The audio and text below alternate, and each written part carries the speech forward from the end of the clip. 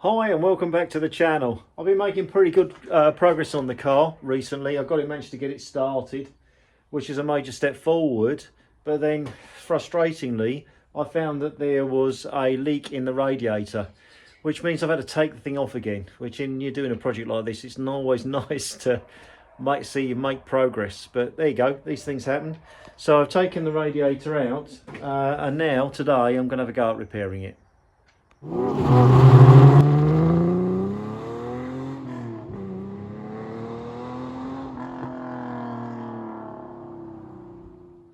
So this is the radiator that was on the car when I bought it. I know the car had been off the road for 40 years, so this is at least 40 years old. It may be the original, who knows. But when I got this barn find, it had been drained. So I thought it was good, and I did a pressure test, cleaned it up, repainted it, thought it was going to be okay. But I think, well, must have been with the heat of its just starting to run it for a short while, must have opened a gap that was there probably all the time. And it looks like, I think I'm going to be kind of lucky, because it looks like that the leak is coming from this pipe. All of the veins look pretty good, but there was bubbles coming from here, and I think if you look kind of real closely, you can see that there is a very fine line around there. So I think it's broken at that seal, which should be an easier job. This is soldered. I did try and just touch it with a bit of weld, and it just splattered everywhere, and I can see now if I can scratch it very easily that's obviously solder around there. So I'm going to do a solder repair. Okay, first job then is to clean it off all the way around and give myself pretty much a decent gap, otherwise the paint will catch fire when I start to try and repair it. So let's just get rid of the paint.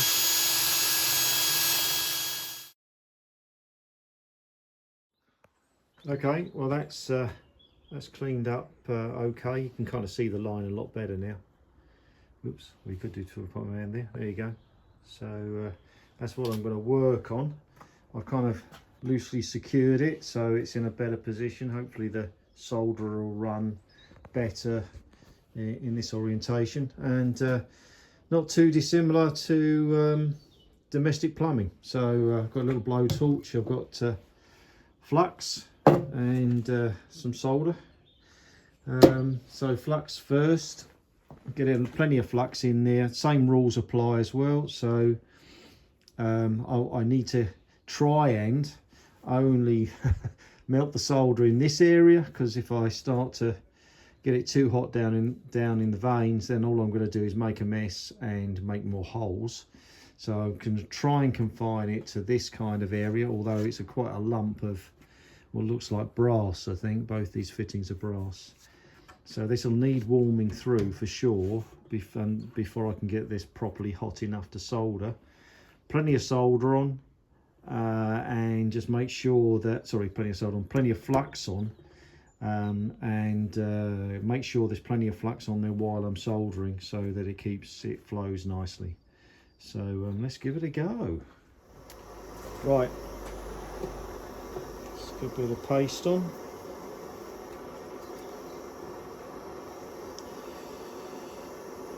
I think underneath there, I'm hoping it hasn't gone underneath, because that's going to be a bit tricky to get to. I may have to turn it upside down if I need to get in there, because gravity will take its course and the solder will want to flow downwards.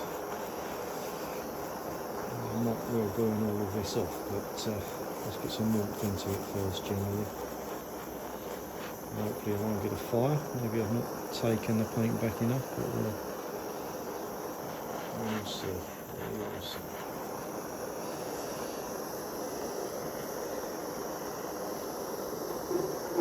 Plenty of solder on the end of the flux on the end of the solder, and let's see what happens. There we go.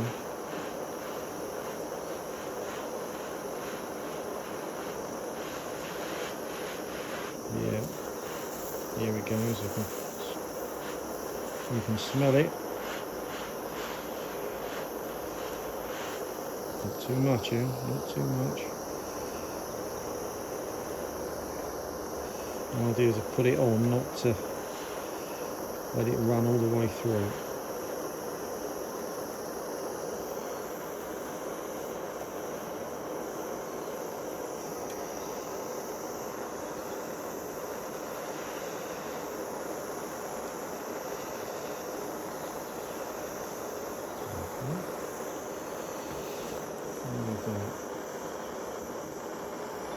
When you're going on, hopefully it's not all just running down. Oops, not much good.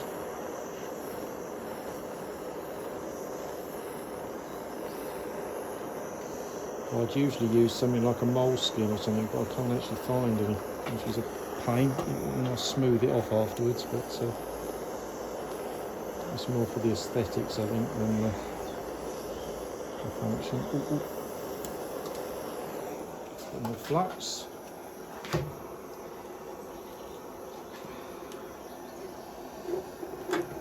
It's no good trying to solder where there's no flux, because it'll just the solder just basically won't stick. So as soon as it's oxidised, you've got to put the clean solder on.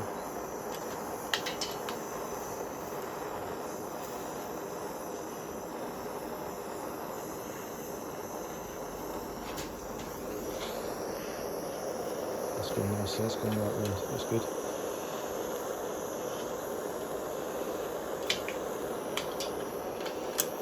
Okay.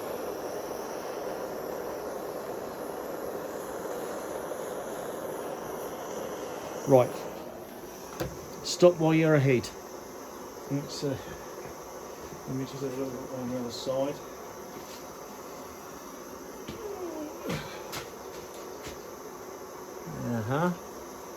Those are not too bad.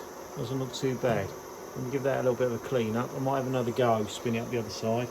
But I think we're pretty much there. Right, there we go. I mean, it's not the prettiest of jobs, but it is done. I'm fairly, well, I don't know, as confident as you can be. So the plan, the covert plan now is to block up a couple of the holes, get a bicycle pump, I'll fit it onto there, pump it up, put some pressure in and see if the pressure holds in a bath of water. Well, I haven't got the only bath I've got of water is a bath, so I'm going to wait until my wife goes out in about 15 minutes, and I'm going to stick it in the bath and just see if there are any bubbles. She says she watches my videos, but I know she doesn't, so I should get away with that. No, it's not done it. See all the bubbles coming out. It's coming out the bottom, not the top. So everything else looks all right. I haven't done any other damage. And the top, although you can't really see it, if I push the bubbles all over my hand, I've only got one hand free. But yeah, it would. You'd see that there's nothing coming out the top. It's just a little pinprick at the bottom. So let's go back, have another go.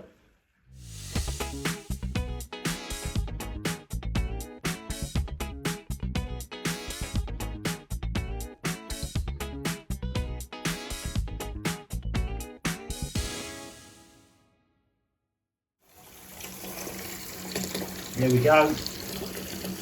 Job's good. Very pleased. Bit of paint and we're on. That's done. Well, there you go. Job done. I've just given it a nice fresh coat of paint just on the top, not on the fins, obviously, and it's looking pretty good.